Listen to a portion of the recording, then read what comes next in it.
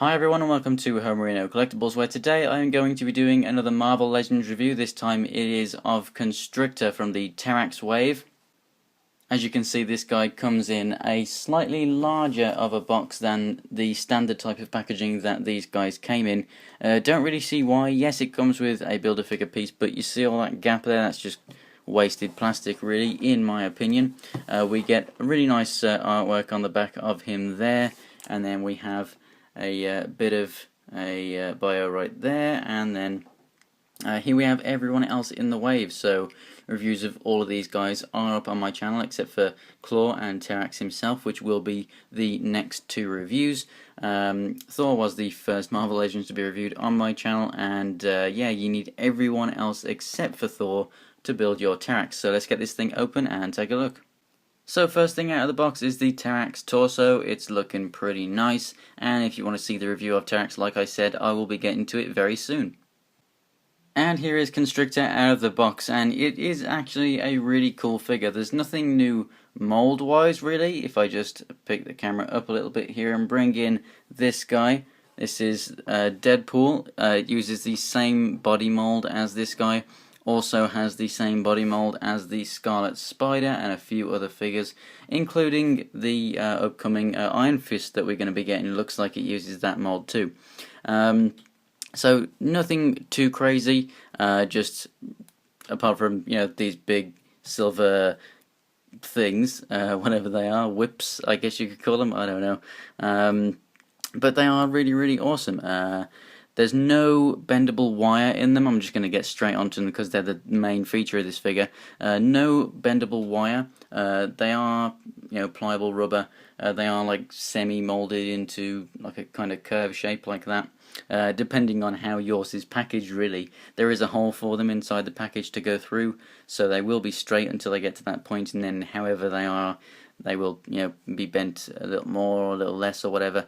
But if you just keep on playing with it, and maybe if you heat it up, then you can definitely get it to mold into different shapes.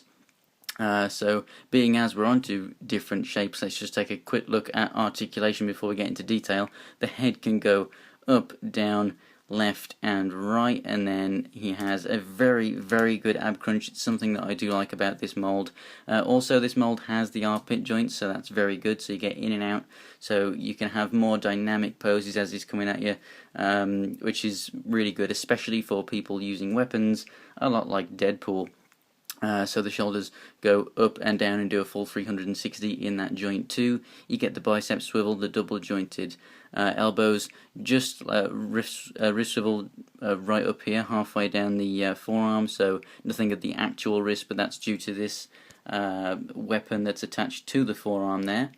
And then down at the waist, he moves left and right, and then we have these ball socket pin hinge things that you have to twist to move up and down. On this figure, works very, very well. You also get the rotation at the thigh, you get double jointed knees, you do get a boot cut.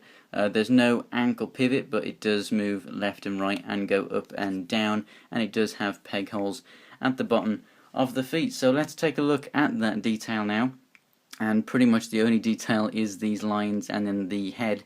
So we have this navy blue color scheme, and then we also get I don't know, it's kind of like a kind of a lightish yellow orange kind of a color.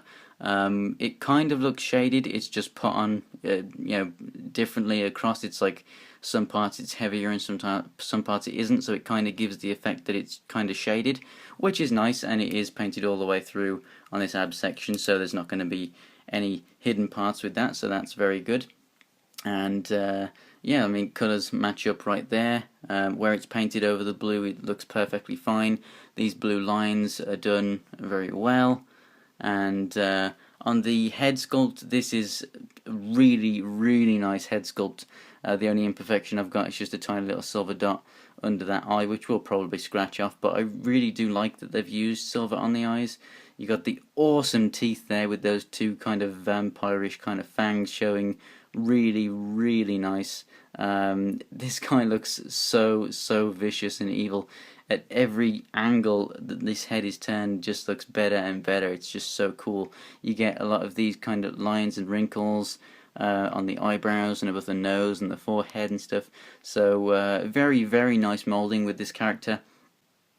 And then, as you can see, a quick size comparison, pretty much standard Marvel Legends size. This is Cyclops just using the standard Bucky Cap mold.